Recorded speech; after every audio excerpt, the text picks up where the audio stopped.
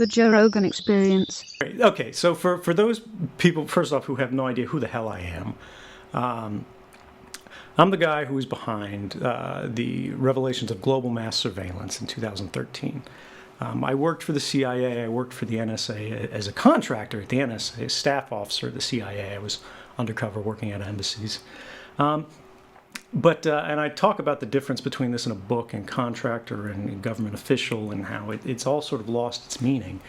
But I saw something wrong, and I saw basically the government was violating the law and what I believe to be the Constitution of the United States and more broadly human rights for everyone in the United States and around the world. There were domestic surveillance programs, there were mass surveillance programs that worked internationally. Basically everything that they could monitor, they were monitoring. And this is actually, like, people go, well, isn't that obvious? Isn't that what they're supposed to do? And this is weird, but the answer actually is no. Under the framework of our Constitution, the government is only supposed to be monitoring people that it has an individualized, particularized suspicion of wrongdoing for, right? We think about this in the investigative means, right? Like all those TV shows where they're like, go and get a warrant. The reason they have to do that, like we fought a revolution over this, a couple hundred years back, is the idea that when we had, kings, when we had governments of absolute power, they could simply go in your home and go, is this guy a pot smoker, get his diary, whatever it is. And just like if you find evidence of a crime, you march them off to prison and it's all good. You found evidence, they're a criminal. Or you didn't find evidence, well, no harm, no foul. You're just doing what government does. We were trying to build a better system where yes, the government has extraordinary capabilities, but it only uses them where they're necessary, right? Where they're proportionate to the threat that is presented by this person. We shouldn't be afraid of the person who's got like a baggie of weed in their dresser or something like that. That is not a threat to national security. That is not a threat to public safety. But what happened in the wake of 9/11 was a whole bunch of government officials got together behind closed doors, and this was actually led, interestingly enough, by the Vice President of the United States, Cheney. Everybody remembers that name, or hopefully can look that name up, Dick Cheney, and his personal attorney, sort of the Giuliani of Dick Cheney, a guy named David Addington.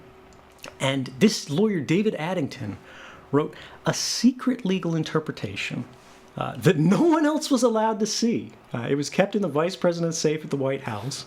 They weren't giving this, even when they told people, and it was just a couple people in Congress. Nancy Pelosi was one of them, and a couple of these other folks. When they talked to the heads of the agency, the NSA and the CIA and the FBI and all this stuff, they told them, the White House and the Office of Legal Counsel and, the president's attorneys, all of these guys had decided this would be legal to do. But we can't tell you why. We can't show you the legal authorization for it. You just got to take our word for it. And so they did this, and this became a mass surveillance program called Stellar Wind, which they said was supposed to monitor the phone calls and internet communications, emails, and things like that of everybody in the United States and around the world who they could get access to for links to Al-Qaeda. Because if you remember in the wake of the September 11th attacks, they were saying, we thought there could be sleeper cells of Al-Qaeda that were just, peppered all throughout the country and they were going to spring up at any moment. Of course, like weapons of mass destruction, it just didn't exist. It was all a power grab. But on that basis, they started doing this in secret, and it was completely unconstitutional. It was completely illegal, even under the very loose requirements of the Patriot Act. But they did it for so long that they got comfortable with it, and they thought, this is a really powerful capability. What if we started using this for stuff that was other than terrorism? Because it wasn't finding any terrorists, because there weren't any terrorists in this context that they were looking for them. And the ones who, where there were terrorists, the program wasn't affected because these were guys in Pakistan that weren't using, email and phone calls. They were getting on a, moped with their cousin who was a courier, who was bringing a letter to his guy, who runs the food stand or whatever. But bit by bit over time, this grew and grew and grew, and there were scandals. And if you want to drill down on these later, I'll go into them. But what happened was step by step by step, our constitutional rights were changed. And we weren't allowed to know it. We were never granted a vote on it. And even the many members of Congress, right, 535 in the United States, they were prohibited from knowing this. And instead, they told only a few select people. In the original case, there were only 8 members of Congress, called the Gang of Eight, who knew about this. Then there were the people on the intelligence committees, both in the Senate and the House, who were told about this. But they were only told partially about it. They weren't told the full scope of it. And now that they had been told about it, because they had security clearances and things like that, they weren't allowed to tell anybody else, even if they objected to it. And we had one senator, Ron Wyden, and another one, I believe Tom Udall was the name of them, who did object to this and who wanted something to happen, but because they couldn't tell anybody that was happening, they were sort of doing these weird Lassie barks to the press, where they were like, we have grave concerns about the way these programs are being carried out. But nobody knew what they were talking about. And so journalists were like, they've got concerns. What is that, Lassie? What are you trying to say? Timmy's in well? But they were getting it wrong. They couldn't tell what was happening. And so what had happened was that we, the American people, had sort of lost our seat at the table of government. We were no longer partner to government. We had simply become subject to government. And I think everybody who's in the world today, who is aware of what's going on, whether it's under this administration, the last administration, the one before that, right?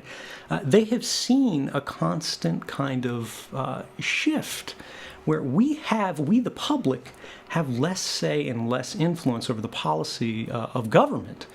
With each passing year, there's kind of a new class that's being created, a government class, and then the public civil class that are held to different standards of behavior. And when we start talking about leaking and whistleblowing, this becomes even more clear. And so what I did was I wanted to clarify that kind of Lassie bark, right? I just wanted everybody to know what was going on. I didn't want to say the government can't do this.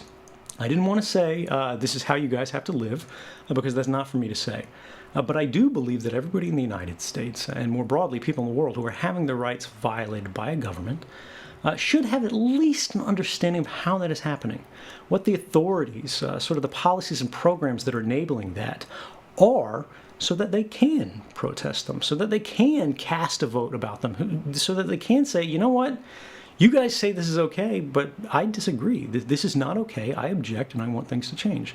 And so I gathered evidence of what I believe to be criminal or unconstitutional activity on the part of the government. And I gave this to journalists, right? Now, I gave this to journalists under a very strict condition here, which was that they publish no story in this archive of information simply because it was interesting, right? No clickbait, not anything just because they thought it would make news, it would get them awards. They would only publish stories that they were willing to make an institutional judgment and stand behind. And this was 3 different newspapers, that it was in the public interest to know. And so then beyond that, there was additional, because if you could see sort of what I was doing here, what had happened, what had led us into this pitfall, was that the system of checks and balances that's supposed to self-regulate our government had failed. The courts had abdicated their role in policing the executive and the Congress because terrorism was such a hot argument at the time. They were worried about being criticized and blamed if something went wrong and an attack did go through. And they didn't have access to the information that the programs were ineffective, so they were just taking the government's word for it. And they didn't want to wade in. Congress, most of them didn't even know, right? And the ones who did know, it was the same thing. They were getting their pockets stuffed with money by the defense contractors that were getting rich for building these systems that were violating the rights of each of us. So they benefited by just saying nothing. And then the executive themselves, whether we're talking about Bush, right, whether we're talking about Obama, or whether we're talking about Trump now, all these guys were okay with a constantly growing surveillance state because they're the ones whose hands were on the lever at the time. They got to aim it. They got to use it. If you had a little search box in front of you, they would give you the email history and, of everybody in the United States. Anybody you want, if you could pull up their text messages. Anybody you want, if you could see anything they've ever typed into that Google search box, right? Joe, what is the worst thing you've ever typed into that search box? That lasts forever, right? And they have a record of that. They can get that from Google. And so this was the whole thing. How do we correct for that? So when you have somebody who wants to inform the public of something, and we'll get into the proper channels arguments later, but you can't go through the institution to get these corrected because the institution knows it's wrong and is doing it anyway, right? That's the whole origin of the program, is they want to do something that they're not allowed to do. What do you do, right? And so I didn't want to say I'm the president of secrets. I didn't want to just put this stuff on the internet, and I could have. I'm a technologist, right?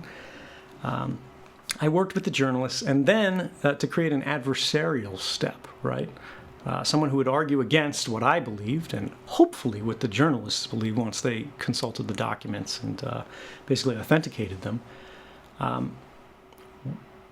Can we get the government to play that role, right? And so before the journalists published any story, and this is a controversial thing, people still criticize me for this, actually. They say I was too accommodating in government. They could be right. Is that the journalists would go to the government and give them warning. Say, we're about to run this story about this secret program that says you did X, Y, and Z bad thing. One, is that right? And the government will always go, oh, no comment, right? Two, is this going to cause harm? Is anybody going to get hurt? Is this program effective? Is there something we don't understand, right? Is there something Snowden doesn't understand? Does this guy just not get it, right? Are these documents fake? Whatever you want. Say we shouldn't run this story. And in every case I'm aware of, that process was followed. And that's why, right? Because there's a lot of people out there who don't like me, who criticize me, who go, this was unsafe, this caused harm to people or whatever. We're in 2019 now. I came forward, and these stories won the Pulitzer Prize for Public Service Journalism, starting way back in June of 2013. We've had 6 years to show bodies. We've had 6 years to show harm. And you know, as well as I do, the government's happy to leak things when it's in their interest. Nobody has been hurt as a result of these disclosures because everyone who was involved in them was so careful. We wanted to maximize the public benefit while mitigating the potential risks. And I think we did a pretty good job of it. But just to get back to the main thing, the original thing that got us off on that trail, when I came forward in June of 2013, I gave one interview to the people who were in the room with the documents, Laura Poitras, Glenn Greenwald, Ewan McCaskill. And I said who I was. I said why I was doing this. I said what this was about, why it matters, and that we were constructing a system of turnkey tyranny. And even if you trust that to Obama, you never know whose hand is going to be on that key next. And all they have to do is turn it. And there's nothing we can do to stop it. The only thing that's restraining these programs really is policy, more so than law. And the president at any time can sign a napkin, and those policies change. Well, after that, I went 6 months without giving any interviews because I didn't want people to talk about me. I wanted them to talk about what actually mattered. And the government, of course, was trying very hard to change the conversation, as they always do, to be about who is this guy? What have they done, right? What's wrong with them? What are their problems? Who is this loony guy? So they can controversialize the source of a story rather than having to confront the story itself. And that's why I said I really kind of appreciate your take on the media and everything like that, because when you don't tell your story, other people will tell it for you. They'll say so many things about you, and they'll have these misimpressions, like I did, because of something as stupid as the avatar that you were using on Twitter, right? Where I think it's a certain kind of show with a certain kind of guy, and it's this crazy stuff.